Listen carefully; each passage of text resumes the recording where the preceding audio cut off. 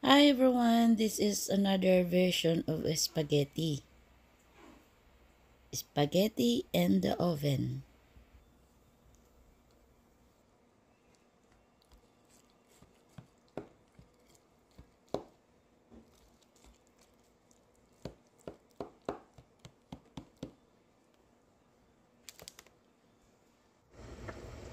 So may ground beef tayo, tapos lutuin lang muna natin yung ground beef. At ito na po yung ating spaghetti noodles, lutuin lang natin. At ito po yung sibuyas, garlic at may fresh na kamatis. At of course, may talong tayo dito sa ating spaghetti. At may tomato sauce tayo. So, ayan, niluluto natin yung ating ground beef hanggang maging brown at tanggalin siya natin ng kanyang mantika. So, unahin natin gigisahin yung ating mga fresh na spices like fresh garlic, onion, at itong chopped na kamatis. Maluto na yung ating mga spices. Gisahin lang natin siya at isusunod natin yung pagkaluto ng ating kamatis, sibuyas at garlic at isusunod na natin yung eggplant. So yung eggplant, lutuin din natin siya ng maayos. At tapos isusunod natin yung garlic powder, ground pepper at basil.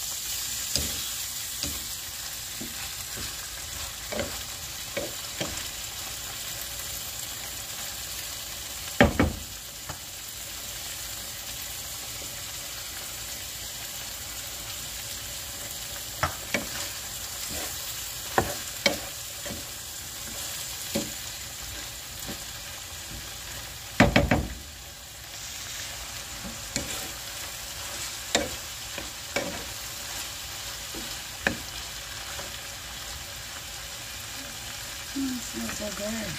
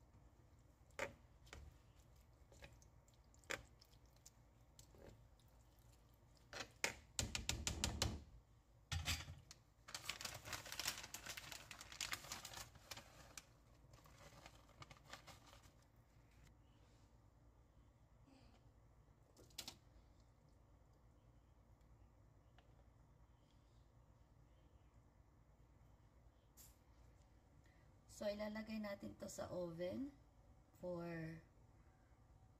10 minutes